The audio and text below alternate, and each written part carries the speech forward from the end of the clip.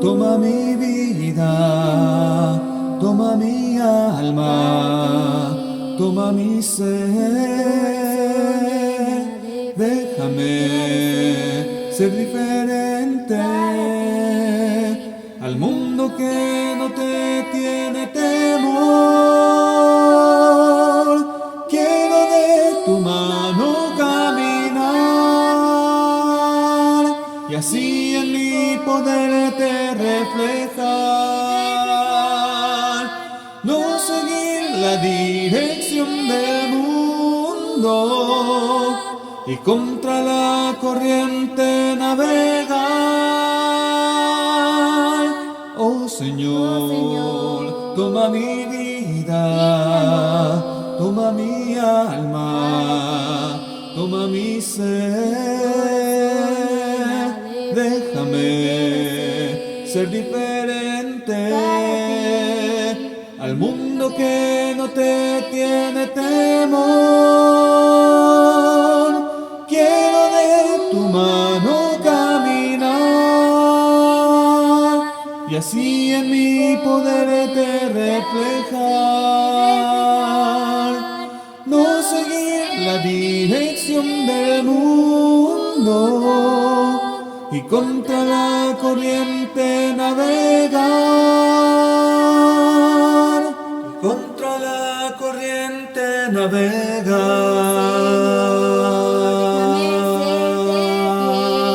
ser diferente.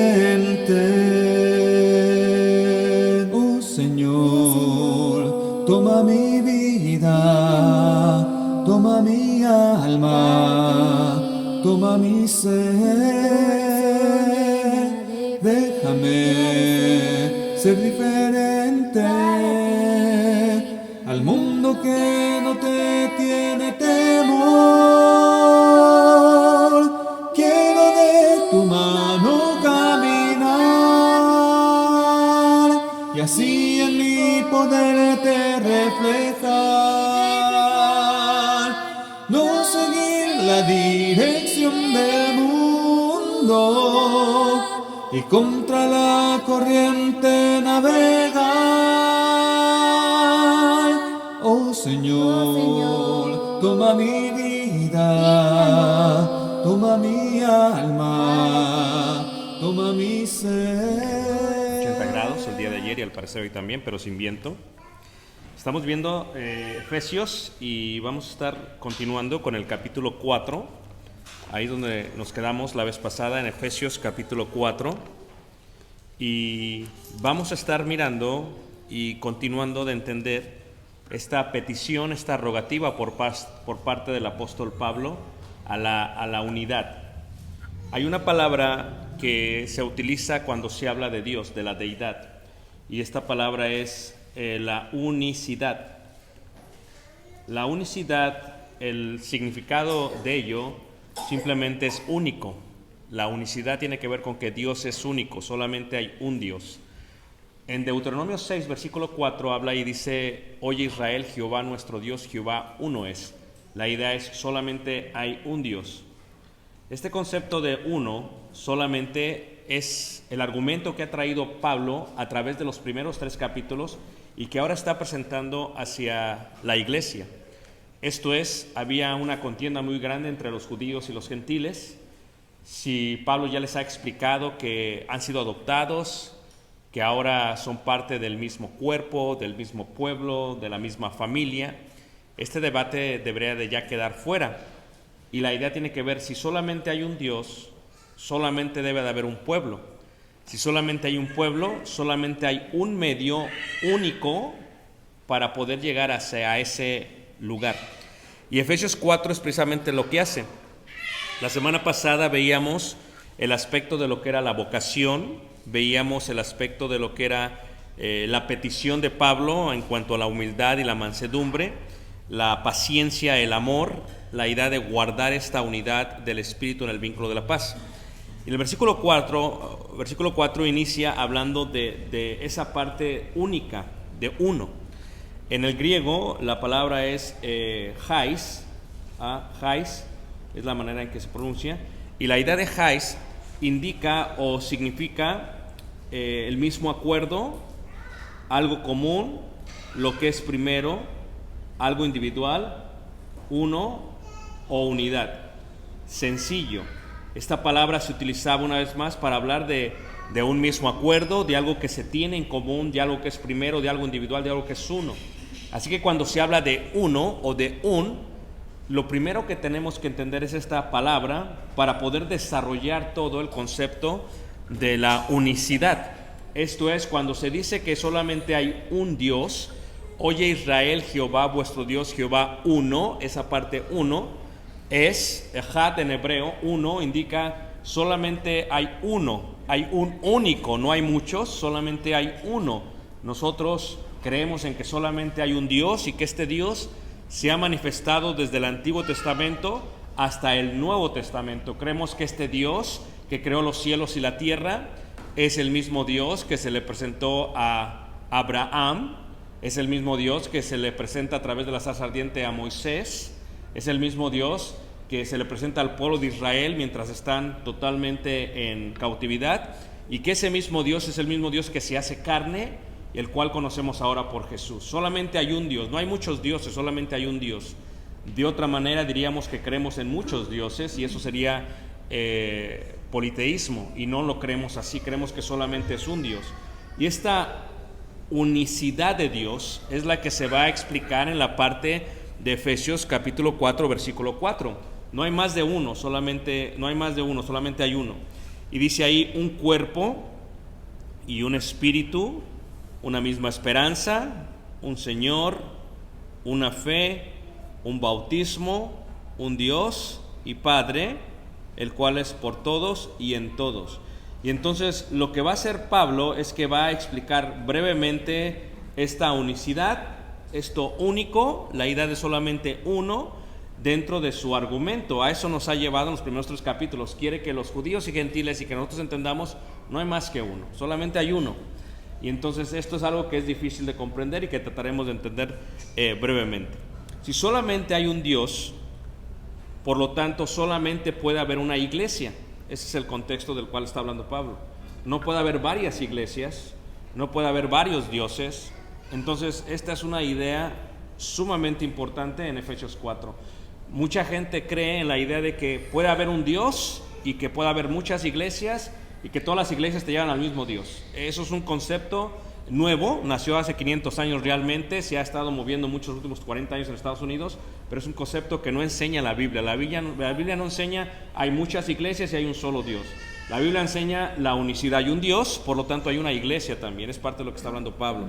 Ahí en Efesios 4:4 dice un cuerpo, y habla de la parte de un cuerpo. Reiteramos, uno es hais, único, un cuerpo, del griego soma, esto es cuerpo o carne. Cuando vemos el cuerpo de Jesús, la pregunta que se va a hacer es: Jesús estuvo hablándole a los fariseos y a los judíos, y lo podemos ver ahí en el Evangelio de Juan, en el capítulo 2, en el versículo 21. La idea del cuerpo de Jesús está plasmado, está relacionado en toda la Biblia. No solamente está relacionado con la parte del Antiguo Testamento, del Nuevo Testamento y a través de todo lo que hacemos. Ahí en Juan, en el capítulo 2, versículo 21, Jesús profetiza lo que ha de ocurrirle al templo. Y ciertamente la pregunta sería: ¿cuántos templos había en aquel tiempo? Todos dirían: bueno, solamente había un templo en Jerusalén. Sí, solamente había un templo en Jerusalén. Pero también había, hermanos, el templo de Samaria, a lo cual Jesús le dice a ellos: ustedes no saben lo que adoran. ¿Se acuerdan ustedes, hermanos, la conversación que tienen con la samaritana? Había un templo y había templos en lugares altos en la parte de Dan, lo cual él mismo dice. O sea, solamente hay un templo. Por eso todos los israelitas, todos los judíos, de donde quiera que estaban, se dirigían a ese templo. No llegaban a Samaria, no llegaban al lugar alto, tenían que llegar directamente a Jerusalén, porque solamente había un templo. Entonces, esta unicidad, esta idea de único, Jesús habla y dice así, versículo 19 dice: respondiendo Jesús le dijo: destruid este templo y en 3 días lo levantaré. Dijeron luego los judíos: en 46 años fue edificado este templo y tú en 3 días lo levantarás. mas él hablaba del templo ¿de qué? De su cuerpo.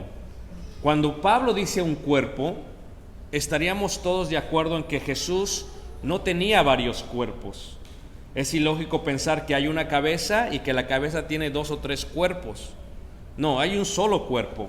Cuando habla de la destrucción del templo, habla de la reconstrucción de un cuerpo. ¿Qué cuerpo estaba hablando? Si vemos ahí en Lucas, en el capítulo 22, en el versículo 19, dice también así. Lucas 22, verso 19.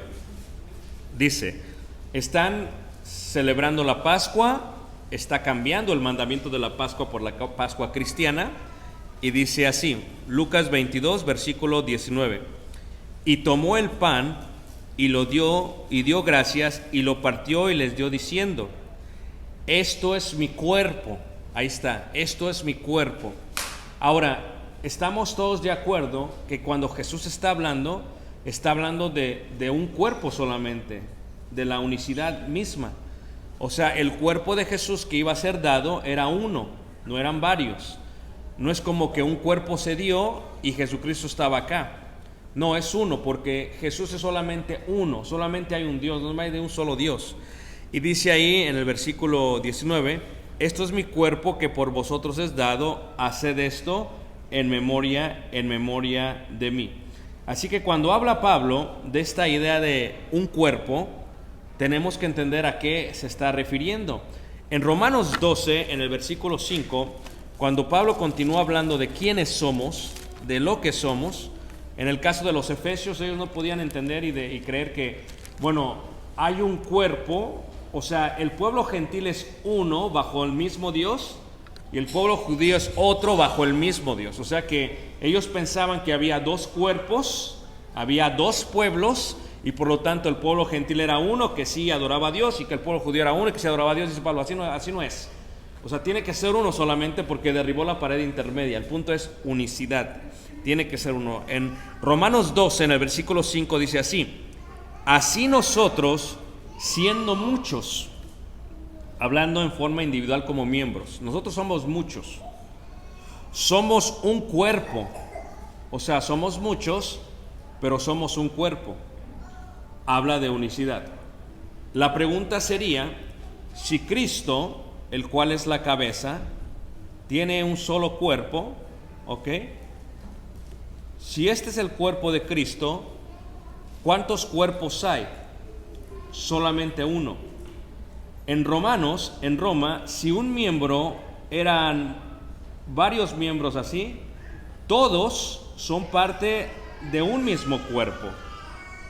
Aunque son muchos, no hay muchas iglesias, no hay muchos cuerpos, lo que hay es muchos miembros, pero hay una sola iglesia. Este es un concepto que se tenía y que se tiene que entender. Dice, y todos miembros los unos de los otros. Es más, el cuerpo de Jesús que fue dado por ti y por mí está relacionado aún en la adoración que tenemos. Ahí, por ejemplo, vemos en primera carta de Corintios, en el capítulo 10, en el verso 16, miramos esto también. Primera carta de Corintios 10, 16 dice esto. 10, 16 dice esto. Dice, la copa de bendición que bendecimos, ¿no es la comunión de la sangre de Cristo? El pan que partimos, ¿no es la comunión del cuerpo de Cristo? Versículo 17, siendo uno solo el pan. Cuando partimos el pan, hacemos memoria de ¿qué, hermanos? Del cuerpo que fue entregado en la cruz. Partimos el pan, hacemos memoria del cuerpo, el cual es un solo cuerpo que fue dado por todos y cada uno de nosotros. Jesús hace referencia a esta idea de un cuerpo. Todo el argumento de Efesios es iglesia, un pueblo, una familia, un templo. Todo esto tiene que ver con ello. El argumento es un cuerpo. Si hay solamente un cuerpo, ¿por qué muchos pensamos que hay más de un cuerpo? Porque tenemos que desarrollar la idea de la unicidad, que es un concepto totalmente bíblico. ¿Ok? Por ejemplo, en Colosenses capítulo 2, en el verso 9, miramos esto. Colosenses 2 en el verso 9. Seguimos hablando del cuerpo de Cristo y ahorita hacemos la aplicación apropiada, ¿ok? Colosenses 2, versículo 9. ¿Cuántos Jesús hay, hermanos? Uno. Pero ¿verdad que en el mundo, aunque se menciona Jesús, hay varios tipos de Jesús? ¿Están de acuerdo con eso, hermanos? Y cada tipo de Jesús tiene su idea en cuanto a lo que es Jesús. Entonces hay algo muy interesante que debemos de entender, ¿ok, hermanos? Colosenses 2, versículo 9, habla acerca de Dios, pero dice así acerca de Cristo. Porque en Él, o sea en Cristo, habita corporalmente. Dentro del cuerpo de Cristo habita toda la plenitud ¿de quién, hermanos? De la deidad. ¿Qué es deidad? Deidad se puede entender como divinidad. Deidad se puede entender como Dios. Y lo que está explicando es esto. En Jesús, en su cuerpo, se encuentra toda la deidad. No solamente una parte, toda la plenitud de la deidad. ¿Por qué? Porque en Jesús se encuentra toda la divinidad. ¿Dónde? En su cuerpo. Porque en Él se encuentra todo lo que se entiende como Dios. Por eso cuando Juan habla, hermanos, en Juan 1:1, lo explica mucho mejor y dice así, Juan 1 dice, en el principio era el verbo era con Dios, y el verbo era ¿quién? Dios. Si en el cuerpo de Jesús no se encuentra toda la divinidad, toda la deidad, muchos por eso erran diciendo, es que son dos dioses distintos. Jesús es un Dios y el Dios del Antiguo Testamento es otro Dios. Y está cerrando, porque en ello no hay unicidad.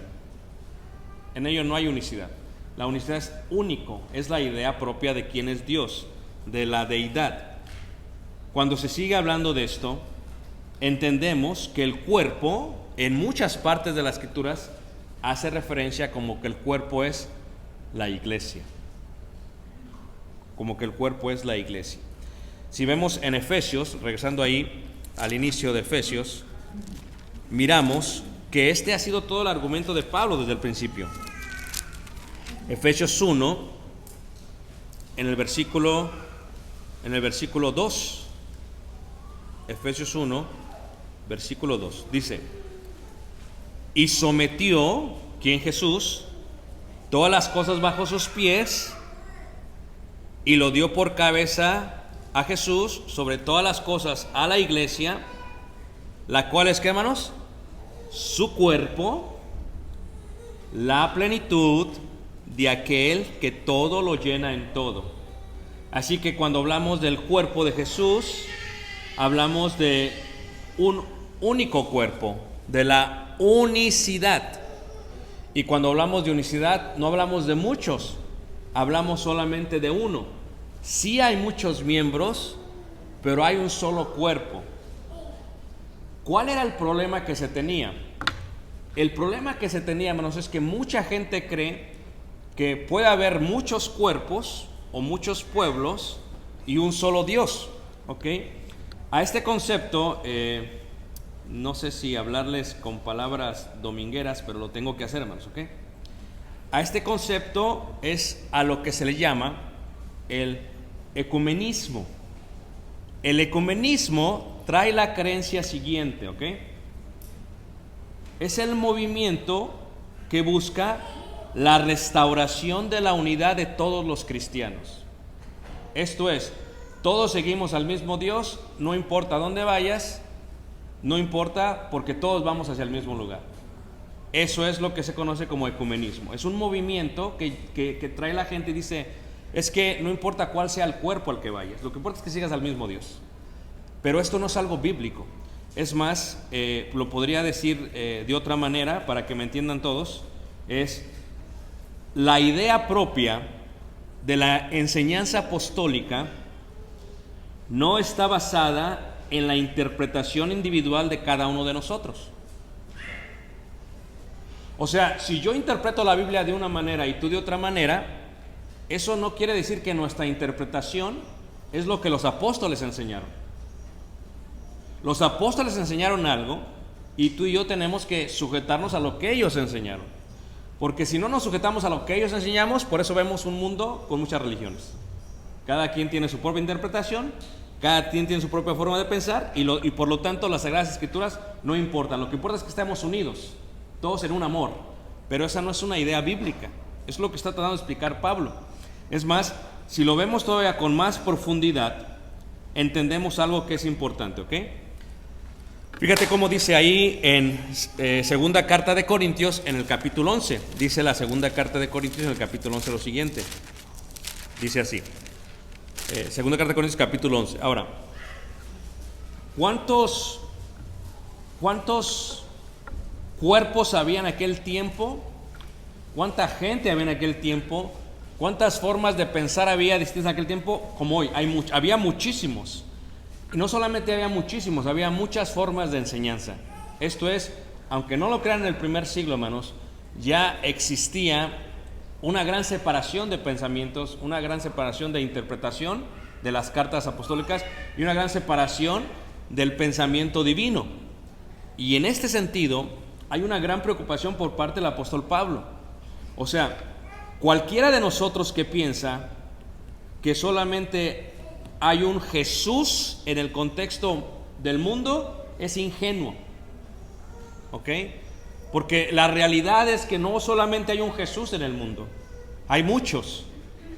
Cada quien lo interpreta a su forma de ser.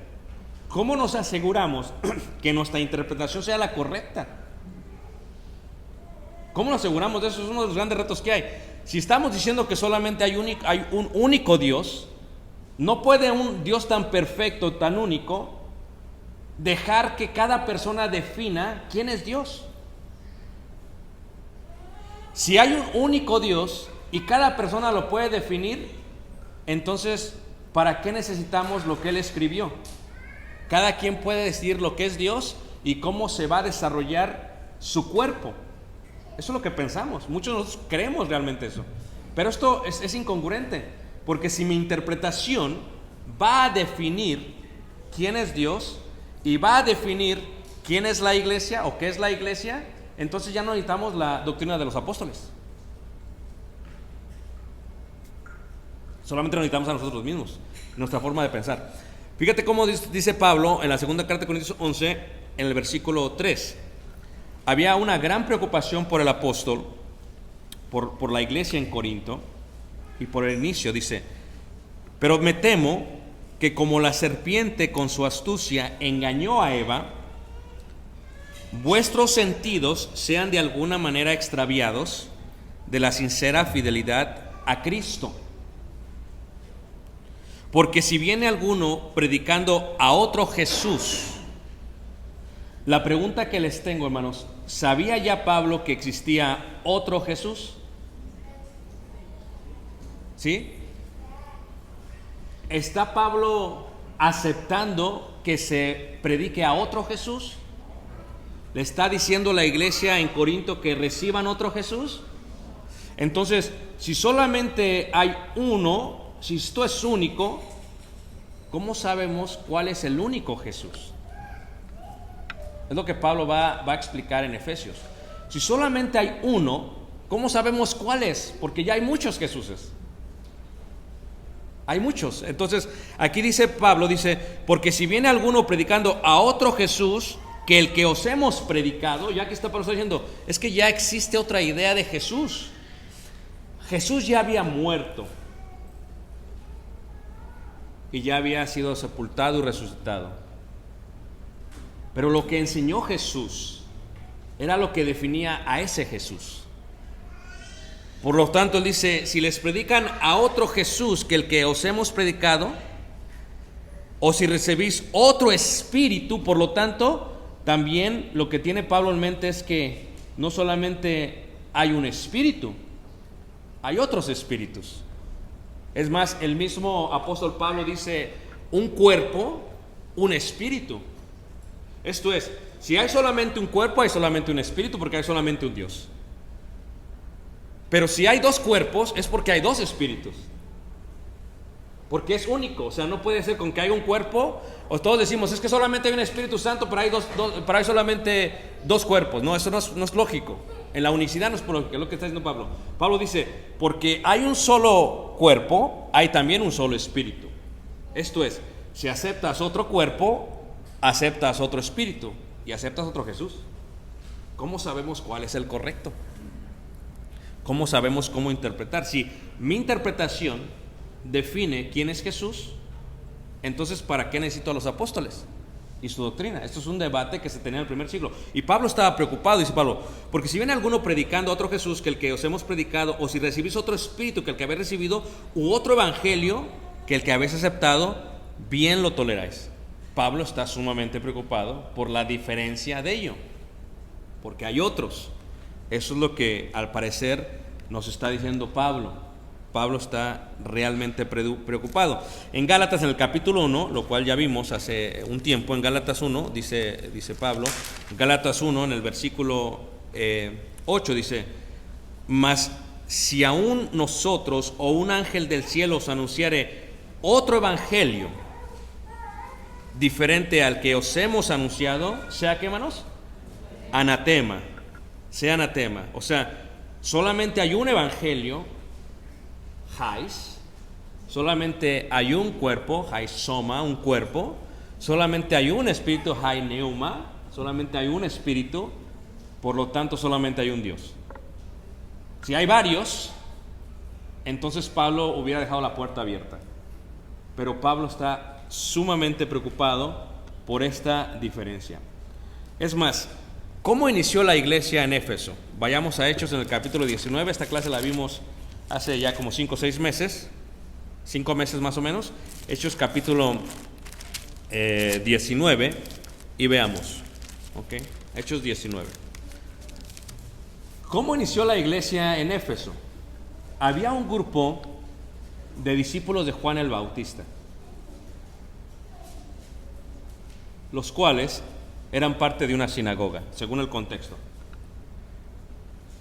¿Fue ordenado el bautismo de Juan el Bautista por Dios, hermanos? ¿Sí? La pregunta que nos hacemos, ¿fue suficiente? No. No fue suficiente. ¿Ok? Cuando Juan el Bautista bautizó a los discípulos, entre ellos estas personas que están aquí, ¿qué les faltaba a ellos? El Espíritu Santo. Entonces, ¿qué espíritu recibieron? Así inicia la iglesia. El debate de ellos es el mismo. Dice Hechos 19, versículo 1, dice ahí, aconteció que entre tanto que Apolos estaba en Corinto, Pablo, después de haber recorrido las regiones superiores, vino a Éfeso. Estamos viendo Efesios. Y hallando a ciertos discípulos, les dijo, ¿recibisteis el Espíritu Santo cuando creísteis? Ellos le dijeron, ni siquiera hemos oído si hay Espíritu Santo. ¿Ok? Ahora, el día de hoy, todo el mundo religioso cree que hay un Espíritu Santo, pero el mundo tiene varias interpretaciones en cuanto a cómo se manifiesta el Espíritu Santo. Si hay solamente un espíritu, tiene que haber un desarrollo de lo que un espíritu dijo, porque si hay varias partes en que el Espíritu se manifestó, hay confusión. Y aún Pablo le dice a los corintios, Dios no es Dios de confusión. Dios es un Dios, y no es un Dios de confusión, sino de paz y de amor. Entonces aquí, versículo 3 dice, entonces dijo, ¿en qué pues fuisteis bautizados? Ahora, para este momento, los discípulos de Juan, que viven en Éfeso, ya han sido bautizados. ¿En qué fuisteis bautizados? En el bautismo de Juan. ¿Estamos de acuerdo, hermanos? Ese es un bautismo, el bautismo de Juan.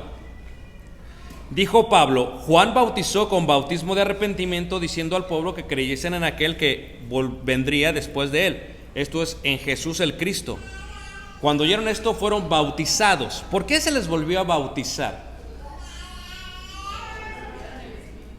Para que recibieran el Espíritu, un Espíritu Santo, el Espíritu Santo, ¿ok? Ahora, si tú ves, estos ya fueron bautizados 2 veces. ¿Están de acuerdo conmigo, hermanos? Pero Pablo en Éfeso dice un bautismo. ¿Por qué? Porque el bautismo de Juan el Bautista tuvo su tiempo, su vigor, tuvo su momento, pero una vez que vino Jesús, fue quitado también. Cualquier persona de ellos, aunque habían recibido directamente de parte de Dios el bautismo de Juan, aún así no era suficiente. Tenían que volverse a bautizar. ¿Por qué? Porque el bautismo de Jesús traía la promesa del Espíritu Santo. De un espíritu. Si hay varios espíritus, puede haber varios bautismos. Pero si hay un espíritu, solamente hay un ¿qué? Un bautismo. Ahora, todavía me profundizo un poquito más en esta idea, ¿ok? Todavía no terminamos, vamos, todos tranquilos, ¿ok? Porque estoy llevándolos a este argumento en el cual quiero que ustedes entiendan bien. Cuando vemos este único bautismo y este único espíritu, vayamos a primera carta de Timoteo, en el capítulo 4, en el versículo 1. Ahora, ¿cuántos espíritus hay, hermanos? 1.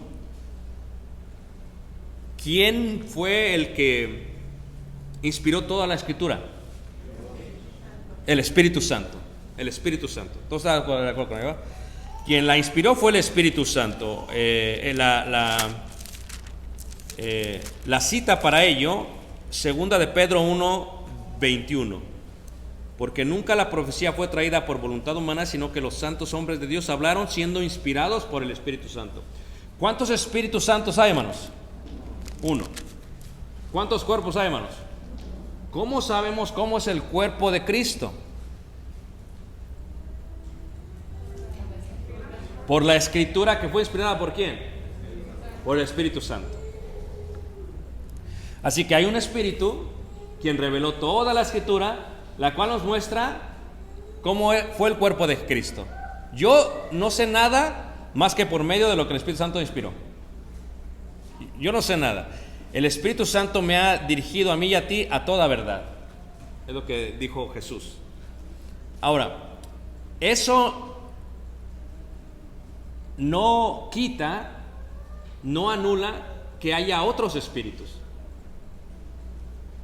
que haya otras escrituras y que haya otros cuerpos. Eso no lo va a anular. Si Pablo hubiera pensado que los efesios que fueron bautizados en el bautismo de Juan, es que lo hicieron sinceramente, claro, lo hicieron de corazón, claro, lo había mandado Dios, claro. Si Pablo hubiera pensado que eso es suficiente, que la sinceridad de ellos es suficiente, no los vuelve a bautizar. ¿Para qué los vuelve a bautizar? Si Pablo hubiera pensado que siendo un apóstol les puede dar el Espíritu Santo, porque lo podía hacer, solamente imponiendo las manos, que no los hubiera bautizado. Estamos hablando de un apóstol, ¿ok? Pablo sabía que la única manera es a través de un bautismo. Se tiene que hacer, porque solamente hay uno. Pablo sabe que no, es que ya se bautizó y lo hizo sinceramente y lo hizo de corazón y ven para acá, te impongo las manos y recibes el Espíritu Santo y estamos bien. No hizo eso Pablo, ¿por qué? Porque no hay ese bautismo de Juan Bautista, no era ese un bautismo del cual habla en Efesios 4. Ese un bautismo del cual habla es el que ordenó Jesús, que es distinto. Para recibir, ¿qué, hermanos? El don del Espíritu Santo. Ahora, si el Espíritu Santo es uno, y si lo que ha revelado solamente una escritura, la palabra de Dios, entonces, ¿por qué dice ese mismo Espíritu algo que ha de sucederle a la iglesia años después? O sea, solamente hay un Espíritu, ¿estamos de acuerdo con ello, hermanos? El mismo Espíritu de Dios que se movía sobre la faz del abismo es uno solamente. El mismo Espíritu que dirigió a los profetas solamente es un Espíritu, no son dos. No es como que hoy día tenemos otro Espíritu que el de los profetas, no, es el mismo Espíritu, porque es unicidad, es único. Es el único, es el mismo Dios. No son dos espíritus, no son dos dioses, es uno solamente. Entonces en 1 Timoteo 4, versículo 1, fíjate lo que el mismo Espíritu dice, ¿ok? Vamos a leerlo, 1 Timoteo 4, 1, dice así. Dice: pero el Espíritu, ¿cuál, hermanos? El Espíritu Santo. Dice claramente O sea, el Espíritu dice claramente que en los postreros tiempos, o sea que después, algunos apostatarán de la fe. Aquí ya viene la otra parte de la unicidad. ¿Listos? A ver si me están entendiendo, ¿ok? Solamente hay un Dios, solamente hay un cuerpo, solamente hay un espíritu, solamente hay una fe. Solamente hay Jais, uno, único. ¿Pero qué es la fe? Fe tiene dos significados bíblicos. El primero es, fe es la certeza de lo que se espera, la convicción de lo que no se ve. Hebreos 11:1. Pero fe también es el conjunto de enseñanzas y normas que el Espíritu Santo estableció para los seguidores de Jesús. Eso es fe también. ¿Estamos todos de acuerdo? Porque si solamente fe es esto, entonces yo tengo fe que estos árboles nunca van a ser talados. Hay gente que cree en los árboles. ¿O no es cierto, hermanos? Pero eso no es fe. Fe es lo que se escribe por parte del Espíritu Santo. ¿Dónde? En la inspiración de las Sagradas Escrituras. ¿Para qué? Para desarrollar a un solo Jesús y a un solo Dios en la mente de muchas personas, que si todos leemos lo que inspiró el Espíritu Santo, deberíamos de llegar todos al mismo lugar, al mismo punto, es la finalidad.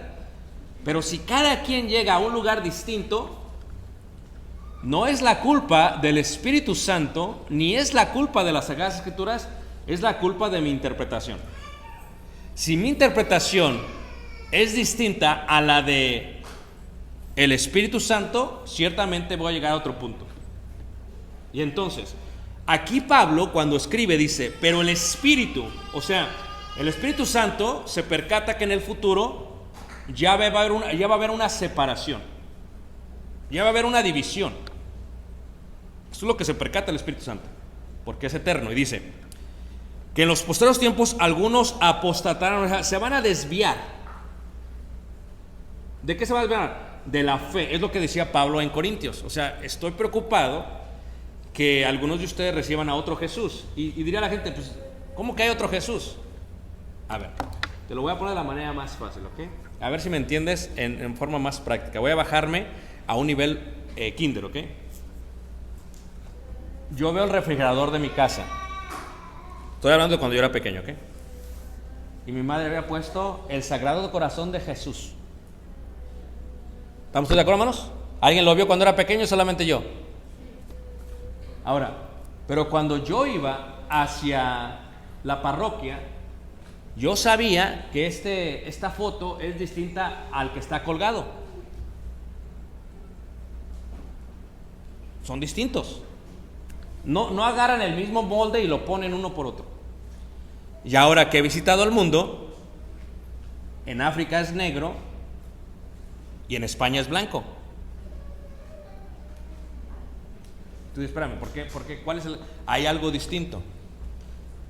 Cada Jesús dibujado e interpretado por el artista. Si el artista es de Ciudad de México y nunca sale a otro lugar del mundo, pues lo va a pintar mestizo. Si yo nunca he salido, no sé cómo son los judíos ni nada de lo demás, pues voy a pintar a la madre de Jesús como una indígena.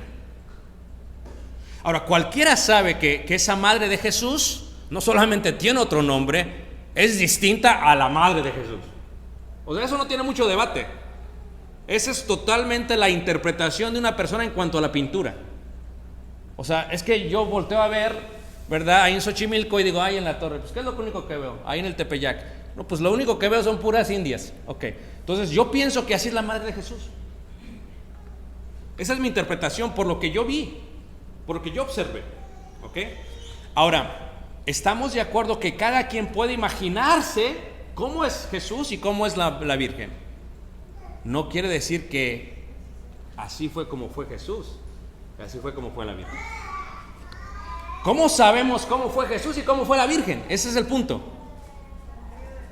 Solamente la Escritura nos puede decir ello. ¿Quién la reveló? El Espíritu Santo. Si yo te voy a ir a predicar a tu casa y necesito otro libro, otros libros para predicarte, puede hacer que te esté predicando otro evangelio, otro Jesús. ¿Me están siguiendo todos, hermanos? ¿Quién define que una religión es un culto o una secta? ¿Quién lo define? O sea, ¿quién lo hace? ¿Y cómo sabemos qué es y qué no es? Y si para aquellos que éramos parte de la religión popular, si ellos están siguiendo al mismo Dios que nosotros, ¿por qué no nos quedamos allá? O sea, nosotros mismos nos estamos contradiciendo nuestras acciones. O sea, si tú piensas que hay un Dios y que hay varios medios para llegar a Dios, entonces, ¿por qué no nos quedamos donde nos quedamos? Porque estamos de acuerdo que ellos tienen una interpretación distinta a la de las Escrituras, donde la tradición es más importante que la Biblia, donde lo que ha dicho un hombre a través de la historia es más importante que lo que dijo Dios. Entonces, ¿quién va a definir? Esto es algo increíble, hermanos, porque la unicidad de Dios se basa a través de esta fe, este conjunto de leyes, de mandamientos que tenemos que entender. Imagínate, si tú le preguntabas a los gentiles del primer siglo en Éfeso, decían, ¿para ustedes quién es Dios? No, pues es que Dios para mí, pues déjame ver, yo veo a Zeus y yo veo a Júpiter y no, para mí esto es Dios, porque es lo que ellos pensaban. ¿Cómo se asegura el apóstol Pablo que ellos entiendan quién es Dios? A través de la enseñanza apostólica. Pero el Espíritu Santo dice, ok, vienen tiempos en que algunos van a apostatar de la fe, se van a desviar. A ver, vamos a leerlo juntos porque no lo dicen, no, el hermano se la sacó de la manga. Dice, escuchando a espíritus engañadores y a doctrinas de qué, hermanos, de demonios.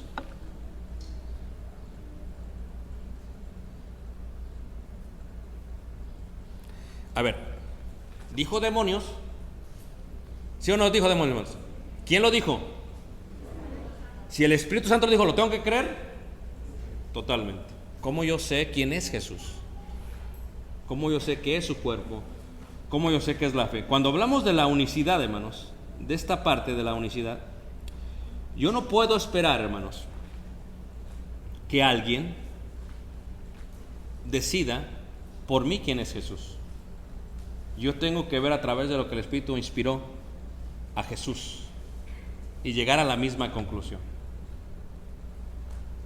Podríamos decir, si tú tienes una conclusión distinta a la mía, tal vez es el entorno en que te has criado, es lo que tú has visto, porque te aseguro que si a aquel que pintó la Guadalupana, te aseguro que si lo hubieran subido a un barco y se lo hubieran llevado a unos 5, 6, 7, 8 países, hermanos, antes de pintarla, hubiera sido distinta. Pero como él, lo único que sabe es ese mundo, es la manera en que lo ve. Y entonces tú y yo, lo único que sabemos a veces es una parte de la Escritura. Es lo único que vemos. Y tú solamente puedes verlo así, pero lo que dice el Espíritu es que tienes que verlo todo para ver a quién es Jesús. Si no lo ves todo, lo vas a ver mal. Y aquellos que apostataron de la fe, no solamente apostataron, siguieron siendo religiosos, solamente que cambiaron la fe por una doctrina de espíritus engañadores y de demonios. Es lo que pasó. Entonces, ¿cómo yo sé eso?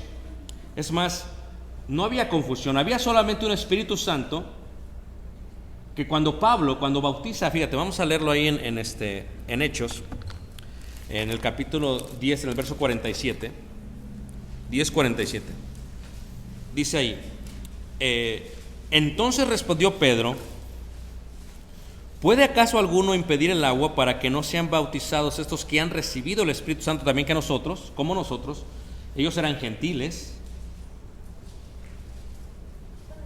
¿Cuántos espíritus hay, hermanos? Uno. O sea, Pedro dice es que no es como que un espíritu les cae a los gentiles y otro espíritu les cae a los judíos. No, es uno solamente. El mismo que les cae a ellos, le cae a ellos. Y si les cayó a ellos y se manifestó a través de hablar en lenguas, ¿quién soy yo? Dice Pedro. ¿Quién soy yo? Dice Pedro, dice, ¿puede acaso alguno impedir el agua? Un bautismo, agua. Si tú ya recibiste el Espíritu Santo, ¿para qué te bautizan? Pedro ve como algo necesario el bautismo después de la recepción del Espíritu Santo, porque es lo que él había entendido por parte de Jesús. O sea, dice ahí, entonces respondió Pedro, ¿puede acaso alguno impedir el agua para que no sean bautizados? Si ese bautismo no es importante, si las buenas obras de Cornelio son suficientes, si la recepción del Espíritu Santo es suficiente, ¿para qué los va a querer bautizar? ¿Para qué propone bautizarlos? Es el argumento. Y dice, para que no sean bautizados esto que han recibido el Espíritu Santo, también como nosotros, y mandó bautizarles. Ahora, ¿quién les manda a bautizar? Pedro. ¿Quién decide? Un apóstol. ¿Por qué lo hace? ¿Por qué es importante? ¿Mande, mana? Sí, fue la enseñanza. Ahora, todo esto tiene que ver con una unicidad, con único. La idea propia de la enseñanza apostólica no está basada en la interpretación individual de cada uno de nosotros. O sea, muchos de nosotros tenemos la osadía al día de hoy, es que no, es que yo pienso así, así es. Oye, espérame, ¿quién te crees que eres? ¿Eres Dios o qué? No, es que así es y así es. Sí está muy bien, pero ¿por qué no tenemos un apoyo de los apóstoles en cuanto a lo que tú crees? Porque, hermanos, ¿cuántas interpretaciones hay el día de hoy? A ver, cuando hablamos de esta idea, regresando a Efesios, de esta unicidad, dice ahí Efesios capítulo 4, versículo 4, dice, un cuerpo, claro, un cuerpo, un espíritu, claro, como fuisteis también llamados a una misma, ¿qué, hermanos? Esperanza. ¿Qué es esperanza? Esperanza es lo que se espera, la expectativa. ¿Verdad que el mundo religioso tiene varias expectativas o distintas expectativas acerca de lo que viene, hermanos? Unos creen que vamos a vivir aquí toda la eternidad. Esa ya no es la misma esperanza que tenemos. ¿Cómo llegaron a esa conclusión? Ponte a pensar, ¿cómo llegaron a esa conclusión? Otros creen que hay distintos niveles en el cielo. Dicen, que depende de cuántos hijos tengas, vas a este nivel. Si tienes muchos hijos, te suben hasta arriba. O sea, estas expectativas, estas esperanzas no suenan como la misma esperanza. Otros creen, la persona nunca fue creyente, pero sí, de alguna u otra manera también va para allá. O sea, ¿quién decide eso? ¿Quién define? Son cosas importantes, pues hablamos de la propia eternidad, hermanos. Y Pablo dice, no hay varias esperanzas, hay una misma esperanza. Es más, cuando lo está explicando dice así, un cuerpo y un espíritu. ¿A qué cuerpo fuimos llamados? A uno. ¿Qué espíritu nos llamó? Uno. Y dice, como fuisteis también llamados en una misma esperanza de vuestra vocación. ¿Hacia dónde vas tú? Si tu concepto de dónde vas es distinto a lo que los apóstoles enseñaron, vas solo para allá. Porque es una esperanza, es la misma esperanza. ¿Qué enseñó Pablo acerca de dónde vamos? ¿Qué enseñó Pedro acerca de dónde vamos? ¿Qué enseñó Jesús acerca de dónde vamos? O sea, tú no puedes decir es que yo creo otra cosa, basado en solamente 3 o 4 textos del Apocalipsis. No, es que no puedes hacer eso. Porque ellos no se contradicen, todos se unifican en la unicidad doctrinal. Solamente hay una escritura. Es más, en el versículo 5 lo dice así. Dice, un Señor, una fe y un ¿qué? Y un bautismo. Mucha gente batalla con este concepto, ¿ok? Hay gente que ha venido aquí a la congregación, que viene por muchos años y me dice, me tengo que volver a bautizar. Llega un punto que ellos dicen, me tengo que volver a bautizar. Le digo, sí, pero ¿por qué? Le digo, Dios no duda de tu sinceridad, como no dudó de la sinceridad de los efesios que se bautizaron en el bautismo de Juan el Bautista. Lo que pasa es que solamente hay un bautismo. La pregunta que yo tengo es, ¿tu bautismo es ese bautismo? ¿Es ese un bautismo? O sea, no estamos hablando de tu mundo, de lo que tú viste, de lo que tú crees. Estamos hablando de lo que dice la Escritura. O sea, no se trata de que Dios te crea a ti, sino que tú le creas a Dios. Y muchos me dicen, ¿sabes qué? No, pues la verdad que no, pues es que no, porque como que yo fui a añadir otro cuerpo y como que tenía otra enseñanza y como que vengo. No, ¿sabes qué? Siempre sí. O sea, es un desarrollo que se va dando poco a poco, que no se tiene que forzar, se va dando poco a poco. La persona llega un momento en que dice, ¿sabes qué? Como que todavía soy prosélito, como que todavía no entro, como que todavía no soy parte de. Ya estoy aquí, pero no soy parte de. ¿Por qué lo tengo que hacer? Porque la persona llega a comprender qué es lo que Dios le está pidiendo. Llega a entenderlo. ¿Cuántas religiones, tristemente, aún a veces iglesias de Cristo, no enseñan esto? O sea, si tú dices que hay un bautismo, pero aceptas, es más, yo fui bautizado cuando fui pequeño, si ese fue un bautismo, porque fue en el nombre del Padre, Hijo y Espíritu Santo. Entonces, ¿por qué me van a tener que bautizar otra vez? Ese sería mi debate. ¿Qué lo hace no válido? ¿Cómo llegas tú al punto de que yo sé que no es válido? Porque la Escritura te dice no es válido. Pero ¿qué lo hace hasta que tú llegas a ese punto? Es un proceso, hermanos. Fui de adulto, pero ¿qué lo hace válido? ¿Qué lo hace no válido? Es que tú tienes que llegar a ese punto. Es un desarrollo. No es como que no es que yo lo interpreto de esa manera. No importa cómo lo interpretamos nosotros, es como lo dice Dios. ¿Por qué? Fíjate, voy a darles un ejemplo de esto. ¿Okay? Un señor, cuando vemos un señor, tú tienes tu casa. O los que tienen casa. Y en la casa, en las escrituras, está el dueño. ¿Quién me sigue todavía más?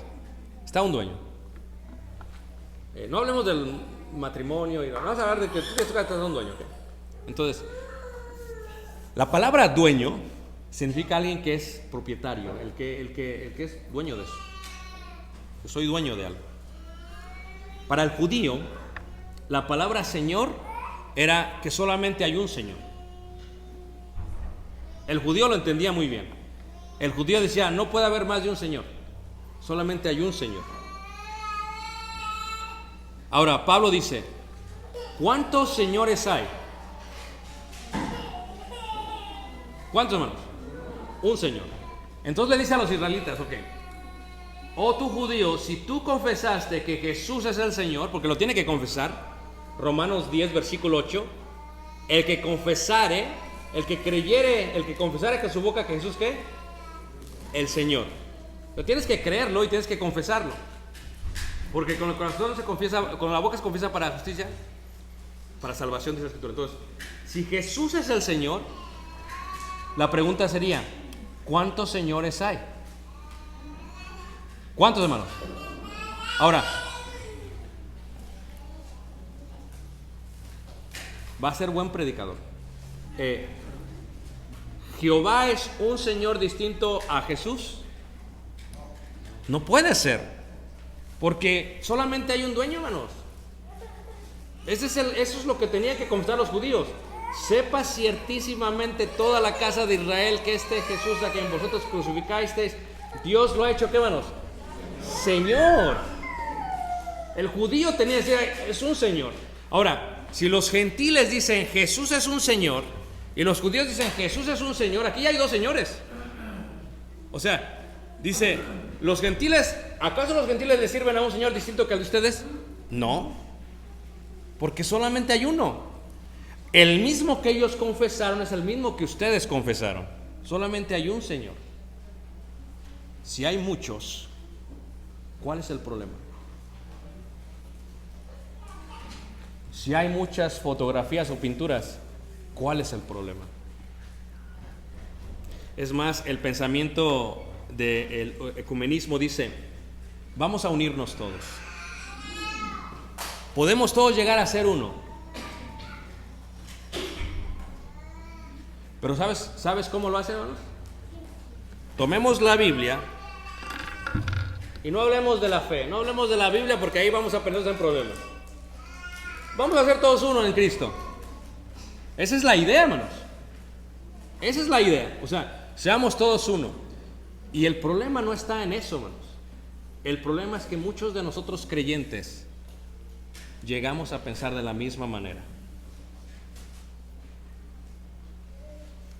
La pregunta es, ¿quién te autorizó para pensar así? ¿Dónde lo ves en la Escritura? ¿Cómo puedes tú ver en la Escritura eso? Si tu interpretación es distinta a la de los apóstoles, no puede ser una interpretación correcta.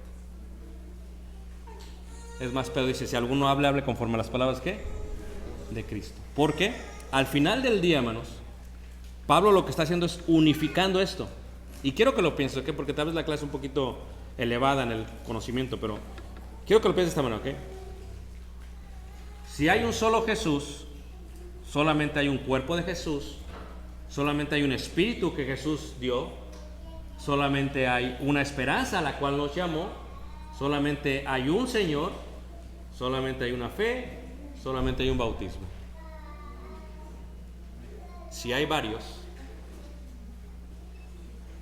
debe de haber un problema.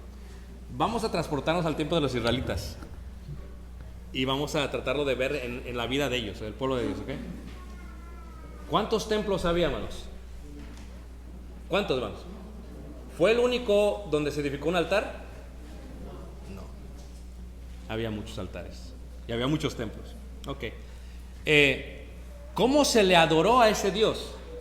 ¿Solamente se le adoraba conforme al templo de Jerusalén? No. Cada templo y cada altar tenía su forma de adoración.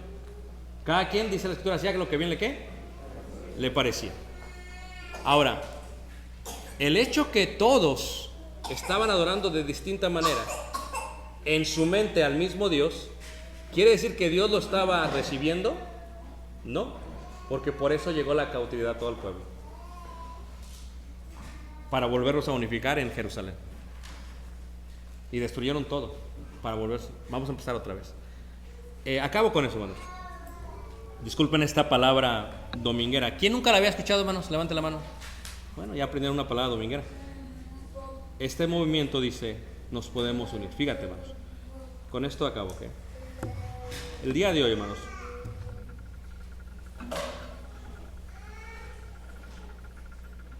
en el movimiento gay, en la comunidad LGTB, están diciendo, tuve cualquier comentario en los medios, cualquier persona que critica, hermanos,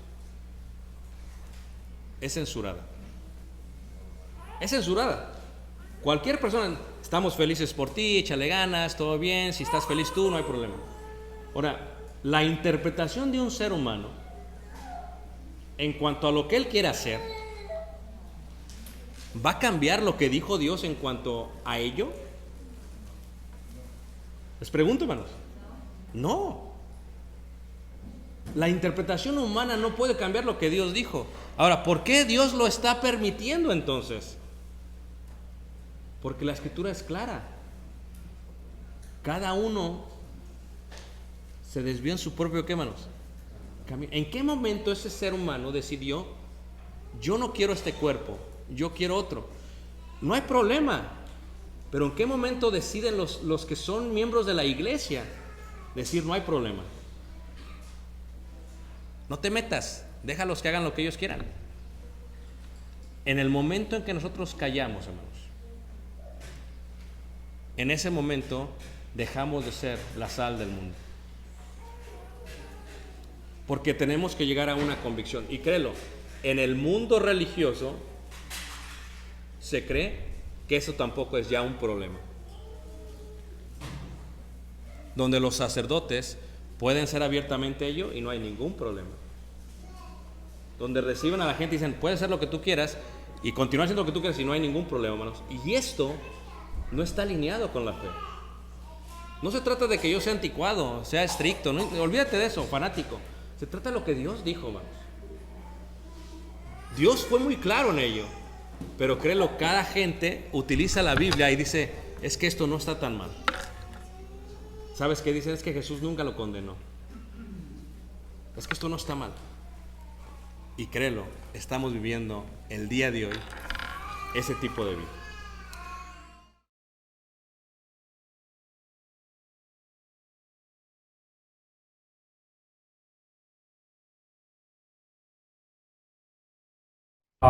Hermano Ricardo, no lo conozco personalmente, pero le agradezco el hecho de que me haya tomado en cuenta para esto del canto. La verdad es un honor para mí que lo haga. Espero que sirva, que se conozca, porque son de las cosas que he hecho para bien para el Señor, y espero que sea de edificación y de gozo también para que lo escuche y lo pueda cantar y edificarse también con él.